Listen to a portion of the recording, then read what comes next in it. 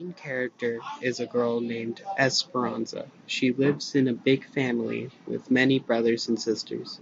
She is for the most part a normal kid. She has fears about things that don't matter. The one thing she truly wants though is to get out of Mango Street. Mango Street is a rundown place with many people living in poverty. The time period is never really specified. In many of the short stories, they have their own conflict, but overall poverty is the main problem. All the conflicts are tied in one way or another to poverty. In the book, most characters' scene has some economic trouble one way or another. The poverty seen in the characters was a common theme.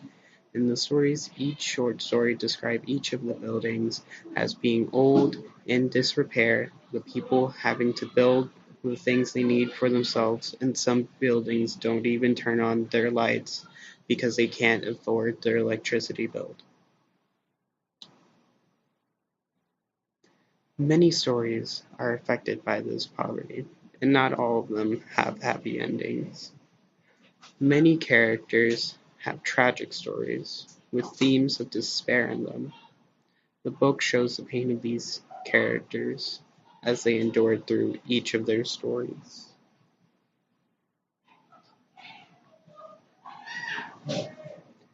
The characters all, though they deal with this pain every day, they do mention before they endure. Many of the characters have hope for the future and want to get out of Mango Street.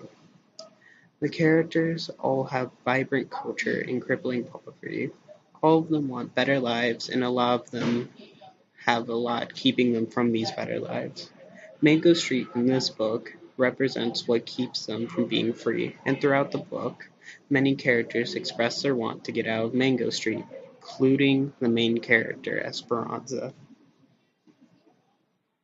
All the stories each have a different feeling, a new conclusion, that gave you a sense of completion.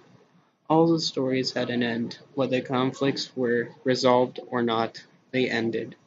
I feel like I learned just a little bit more on how it may have been like to live in poverty.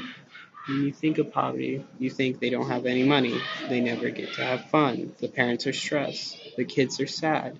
But this showed me they have culture, they have nice neighbors, they have people who create things, most importantly, people who hope for a better future. These stories each are all so everyday.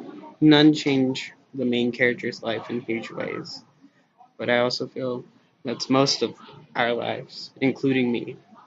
I may not even remember these stories, but they always are there. I see some of myself in the main character, and I've had some of her more shallow problems, like wanting to be cool and having friends. The book has many short stories, each showing a different part that's based off the events of the writer's life and the life of those around her. That saying, you will always relate with at least one of these stories. I've honestly never read a book like this. Each story had a satisfying end, but each story I complete, I wanted to read another. The writer made each and every boring detail seem so fantastical and strange.